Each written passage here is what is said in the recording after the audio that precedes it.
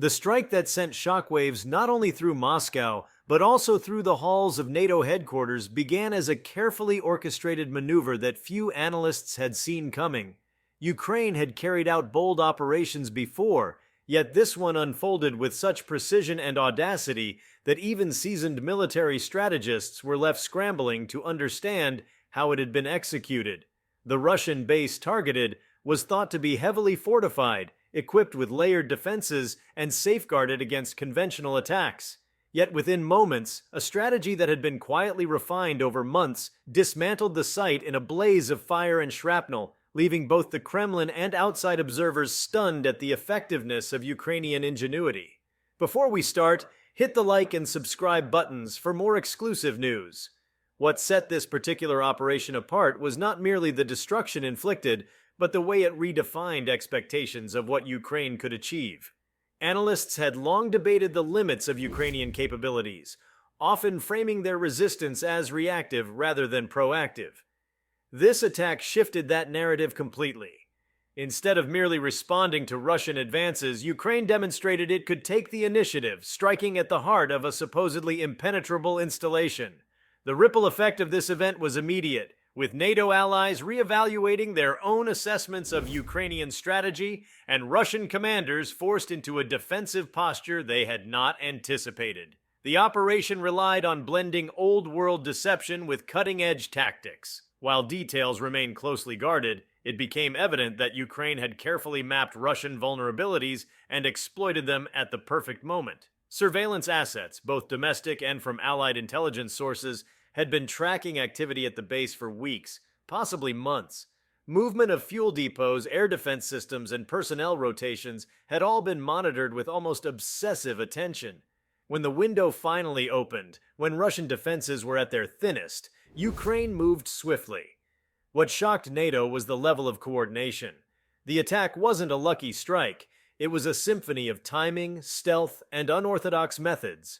Observers in Brussels and Washington had assumed Russia's bases, particularly those located deep within occupied zones, were secure from such high-impact strikes, yet Ukraine's approach proved otherwise. Rather than relying solely on brute force, they layered deception upon innovation. Decoys may have been used to misdirect Russian radar, while stealth drones possibly slipped under detection thresholds. Some speculated that Ukraine had deployed a mix of long-range drones and precision-guided munitions in a staggered wave, overwhelming defenses by sheer unpredictability. This wasn't simply about hitting a target, it was about reshaping the psychological landscape of the conflict. The significance for NATO lay not just in the tactical brilliance of the operation, but in the broader implications it carried. Military planners within the alliance had been supporting Ukraine with training, logistics, and intelligence sharing, but even they had not expected such a dramatic payoff. The success illuminated just how effectively Ukraine had integrated external support with its own hard-earned battlefield experience. For NATO officers watching the aftermath, it was a rare moment when an ally's ingenuity exceeded even the boldest projections. The event forced a reconsideration of how flexible and adaptive Ukraine had become under conditions of relentless pressure.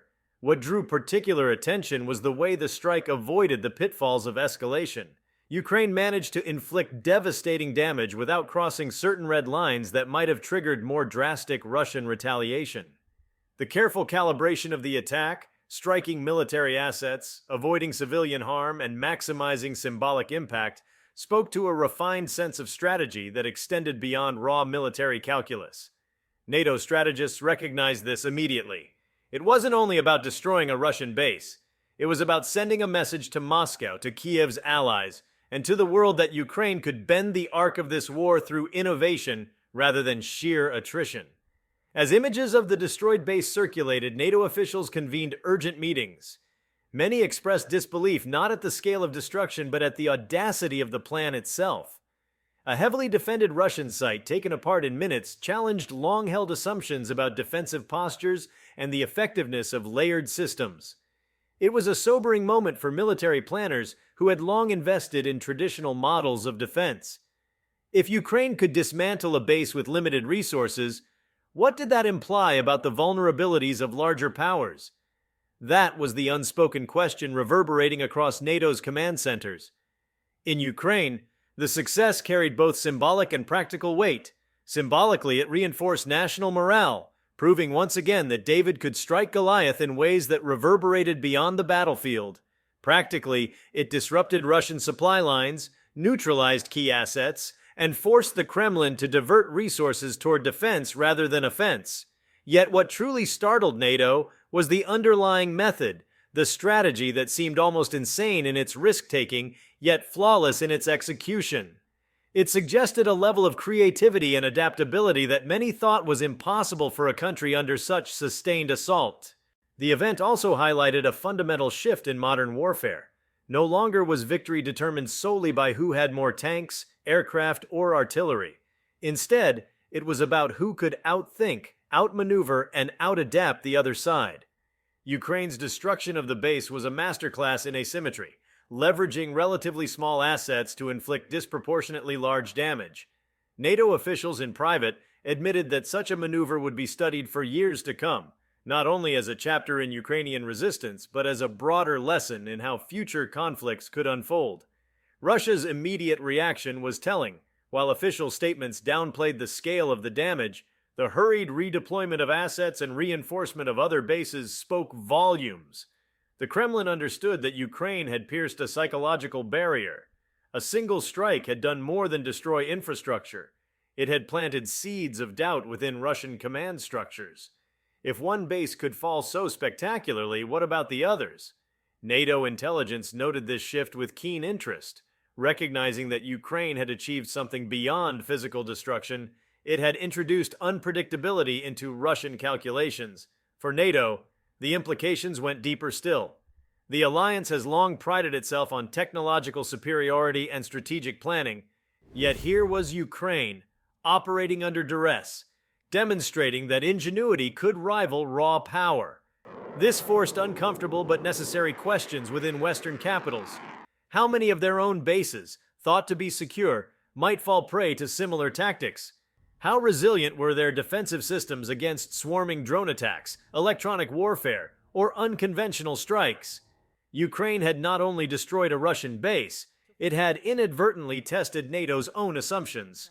The insane element of Ukraine's strategy, as many described it, was precisely what made it so effective. Where Russia relied on predictability, layers of defenses, conventional doctrines, and rigid hierarchies, Ukraine thrived on unpredictability.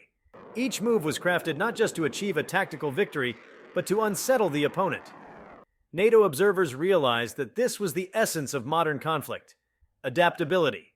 In a sense, Ukraine was acting as a laboratory of war, testing methods that even advanced militaries had not fully explored. This was both exhilarating and unsettling for those tasked with safeguarding Europe's security. Beyond the military dimension, the strike had a profound psychological impact. Ukrainian citizens, weary from years of war, found in this event a reaffirmation of resilience. The images of flames rising from a Russian installation carried a message of defiance that transcended borders. For Russia, the psychological toll was equally significant. The aura of invincibility surrounding its bases had been shattered, and for NATO the shock was twofold: admiration for Ukrainian daring and unease about what it revealed about the changing face of warfare. This event will be remembered not for the physical damage alone, but for the way it reshaped perceptions. It demonstrated that Ukraine was no longer merely defending itself. It was dictating the tempo of the conflict. NATO, caught off guard by the scope and precision of the strike, could no longer view Ukraine as a junior partner in need of guidance.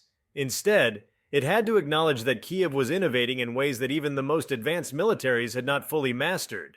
That realization was as shocking as the explosion itself. What made the entire episode resonate so powerfully was the convergence of factors: timing, precision, deception, and sheer audacity.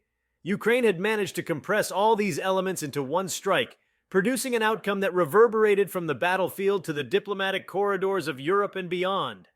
NATO's shock was not rooted in doubt about Ukraine's resolve, but in the dawning awareness that the country's strategic imagination had surpassed expectations. For an alliance that has always valued innovation, this was both inspiring and humbling.